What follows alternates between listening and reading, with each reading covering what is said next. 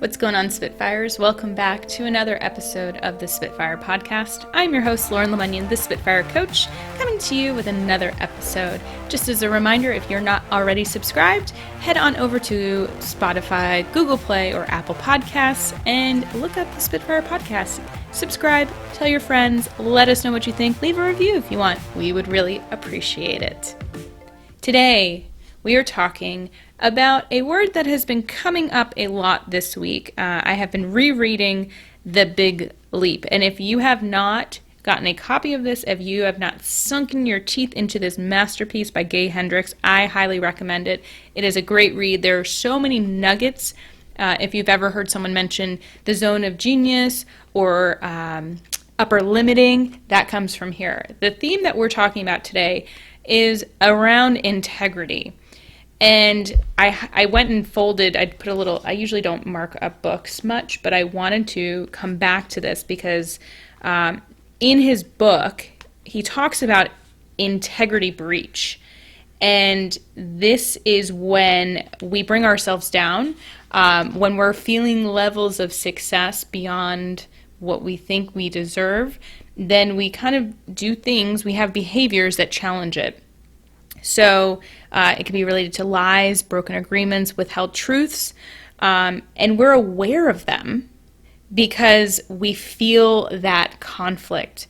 And I have been looking within myself, and I've been seeing it with my clients, and when they're feeling these feelings of friction, of conflict, of avoidance, of not feeling great, it's when they're not acting in integrity.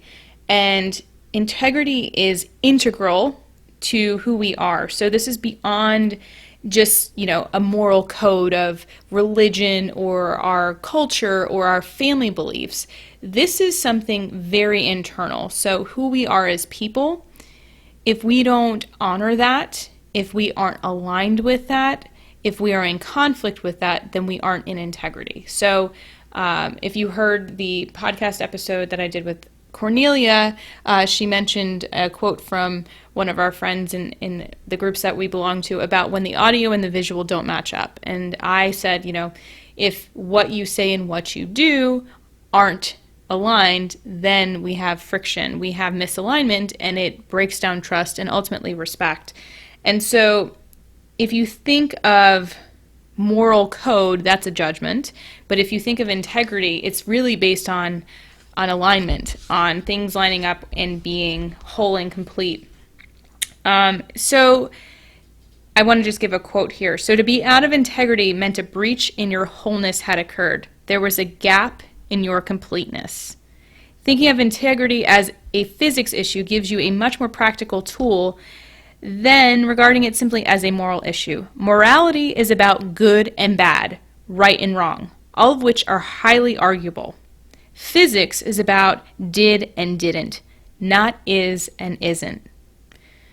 So, if we think about morality, judgment, binary, remember we've talked about this, of when things are in a binary situation, it's right or wrong, good or bad, yes and no, then we are in this place of absolute, extreme. It's this or it's that. And so it doesn't give us an option to be able to be anything but all this or all that. And so we know that that's going to lead to a stress reaction where there's a lot of judgment and things that we've talked about. But when we talk about integrity, it's more based in fact. So what is and what isn't? So did something occur or did something not occur? It's not up for debate. It is or it isn't. And so you have to look within yourself about what does acting in integrity mean to you. Take some time with this. I just had a session with someone, and the word integrity felt like it was a neon billboard just flashing. And I kept asking, how does this show up with integrity for you? How does this behavior align with your integrity or not? And they were dancing around it the whole time. And I realized, if you can't even answer what integrity is for yourself, then you can't possibly be feeling like you're in integrity. And so in order to explore that, you can go deeper into your values. So what value feels like it's in integrity or out of integrity?